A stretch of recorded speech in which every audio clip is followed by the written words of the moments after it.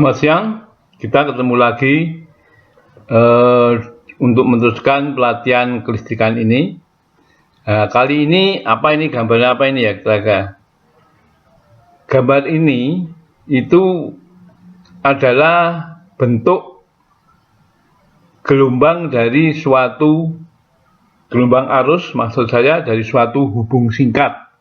Jadi kalau terjadi hubung singkat, arus itu mula-mula naik tinggi sekali sepersekian detik, ya. Kemudian dia akan turun sampai akhirnya nanti dihilangkan hubung singkatnya itu, entah dengan pembukaan switch atau bagaimana, atau mungkin ya putus kawatnya, bisa juga dia langsung hilang sendiri.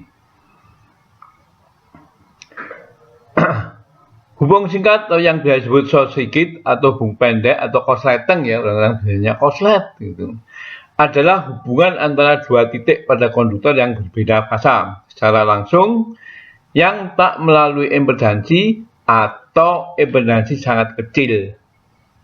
Apa contohnya impedansi sangat kecil? Misalnya benang layang-layang. Nah, itu dia nyentuh fasa R dengan fasa S, ada impedansi sangat kecil. Jadi apa akibatnya? Ya, karena impedansinya kecil, maka arus yang terjadi yang mengalir antara fasa RS itu menjadi sangat besar. Hubung pendek ini dapat digunakan untuk mengecek, ya, apakah sistem kelistrikan itu andal atau tidak, aman atau tidak. Misal aja gini, di rumah kita, ya, misalkan ada hubung singkat di dapur, tapi seluruh ruangan rumah jadi padam, maka apa artinya? Instalasi listrik di rumah tersebut tidak andal. Harusnya yang padam ya yang jurusan dapur saja. Tapi kalau seluruh rumah padam, berarti itu nggak andal. Ada yang salah di sistem proteksinya. Itu nanti saya terangkannya akan datang aja. Jenis hubung singkat pada dasarnya ada dua kelompok besar, yaitu hubung singkat antar fasa dan hubung singkat fasa dengan tanah atau bagian ditanahkan. Pada sistem satu fasa, jelas maka hubung singkatnya hanya fasa ke tanah, seperti disebut di atas, ya, tanpa bisa diuraikan lagi apa-apa. Tetapi pada sistem tiga fasa, masing-masing jenis dapat diuraikan lagi sebagai berikut. Misalkan hubung singkat antar fasa, ini hubung singkat dua fasa dan hubung singkat tiga fasa. Kalau hubung singkat fasa ke tanah, hubung singkat satu fasa ke tanah, dan hubung singkat dua fasa ke tanah. Hubung singkat ini dapat merusakkan instalasi. Kapan dia bisa merusakkan? Yaitu apabila arus hubung singkatnya di atas yang direncanakan. Jadi pada waktu kita merencana, kita sudah bisa menghitung perkiraan berapa arus hubung singkatnya. Oh, sekian. Karena itu saya harus memilih konduktor yang kira-kira batas bisa mengatasi hubung singkat adalah sekian. Nah, kalau itu ternyata meleset hitungannya dan hubung singkatnya di atas yang dihitung, ya instalasinya bisa rusak, konduktornya bisa putus. Atau hubung singkat tidak segera dihilangkan. Misalkan sesuai rencana, tapi ternyata prosesnya nggak jalan. Nggak lama sekali, akhirnya kan panas. Ya, kalau panas, ya bisa putus jaringannya. Begitulah kira-kira rusak instalasi karena hubung singkat. Ini saya jelaskan lagi, ya. Kerusakan karena arus hubung singkat atau besar antara lain konduktor meleleh, seperti yang saya sebutkan, karena tidak melalui batas arus thermal dari konduktor bisa meleleh. Kemudian selain konduktor, mungkin sebelumnya isolasinya yang meleleh, sehingga ketahanan isolasi turun, yang akan memudahkan dari hubung singkat yang akan datang. Katakanlah sudah tinggal separuh kekuatan isolasinya. Lalu mungkin terus ada hujan, ya dia bisa juga korslet, itu kalau ada hujan atau hubung singkat, ya. Saya juga biasa bilang korslet juga sebetulnya.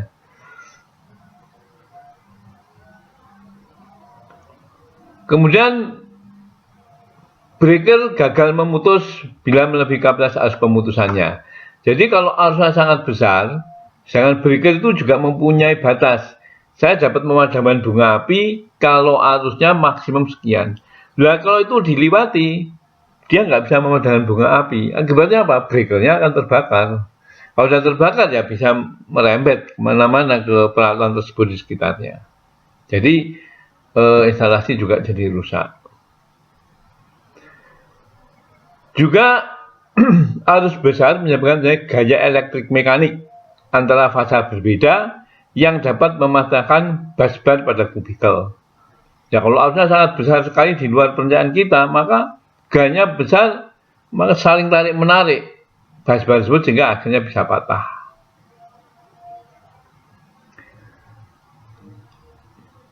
Kerusakan karena hubung singkat ya yang tidak segera dihilangkan, di mana arusnya masih di bawah kapasitas pemutus breaker maupun arus thermal konduktor, itu antara lain adalah adanya getaran yang terus-menerus dari gaya elektrik mekanik antara fasa berbeda dapat mematahkan busbar pada kubikel. Jadi karena dia bergetar terus ya, akhirnya suatu saat dia lelah, busbarnya ya putus. Jadi getarannya di sini yang memutuskan. Jadi bukan ya sebenarnya juga gaya elektrik mekanik, tapi terutama di sini karena bergetar ya, karena dia frekuensi bolak-balik kan, jadi dia akan bergetar. Kemudian isolasi bisa meleleh karena temperatur yang terus naik sehingga harga getaran isolasi turun. Ini hampir sama dengan yang tadi, cuma ini karena lama nggak dihilang-hilangkan. Untuk gangguan satu fasa ke tanah, maka untuk sistem yang pengetanahannya dengan high resistan atau tidak ditanahkan dapat merusak isolator pada fasa yang sehat. Ini saya akan jelaskan nanti. Jadi kalau sistem 3 fasa, misalkan R ada gangguan tanah, maka S sama T itu tegangannya akan naik. Dan kalau naiknya lama, ya isolatornya nggak kuat, dia akan bisa tembus. Karena kalau gangguan tidak dihilang-hilangkan itu bisa isolatornya akan tembus. Sekarang apa penyebab dari hubung singkat? Banyak, tetapi dapat dikelompokkan menjadi 2 penyebab saja, yaitu yang pertama internal, disebabkan oleh sistem itu sendiri. Yang kedua eksternal, disebabkan oleh gangguan dari luar sistem. Jadi penyebab internal misal kerusakan pada isolasi atau pada isolator, kekuatan elektriknya memang kurang, overvoltage yang terlalu lama, kemudian kesalahan pengawatan. Ini juga bisa, kalau kesalahan pengawatan mungkin sebentar saja dimasukkan, salah ngawatnya bisa korslet. Ya. Kendor atau terlepasnya sambungan. Ya. Kendor itu kadang-kadang apa yang mengakibatkan apa? Banyak bunga api. Ya, kalau bunga apinya banyak, akhirnya juga pasti ada yang leleh. Kemudian tadi apa itu bukan elektrik kurang, overvoltage. Nah, overvoltage yang terlalu lama ini mungkin juga ya bisa gini, operasinya normal, tetapi peralatannya ada yang di bawah spesifikasi yang diharuskan, sehingga dia misalkan gini, isolator 6 kV dikasih 20 kV, ya akhirnya akan jebol juga isolatornya. Itulah sebabkan merusaknya hubung singkat tadi ya, penyebab internal dari kerusakan tadi. Penyebab eksternal apa saja? Wah, ini banyak juga ini. Misalkan tersambar cabang pohon, terutama ini yang gampang nyambar-nyambar ini, pohon cemara lah. Pohon cemara itu kan mentiung. Nah, kalau nggak terlalu jauh dari itu kena sambaran pohonnya ya, akhirnya bisa hubung singkat terjadi. Kemudian benang layang-layang tersangkut. Nah, ini banyak terjadi kalau nggak keliru di Kalimantan, Pontianak atau di Balikpapan ya. Itu banyak benang layang-layang yang dari kawat. Sehingga kalau tersangkut di jaringan ya akhirnya terjadi hubung singkat. Karena binatang menyentuh 2 fasa atau fasa tanah. Nah ini misalkan binatangnya apa lah? Misalkan aja ular lah ya. Ular membelit L, kemudian dia setelah dari L kena ke tiang. Nah ini tiang kan bagian tanahkan. Ini bisa korslet juga. Ya ularnya pasti mati, tapi jaringannya juga jika jadi padam.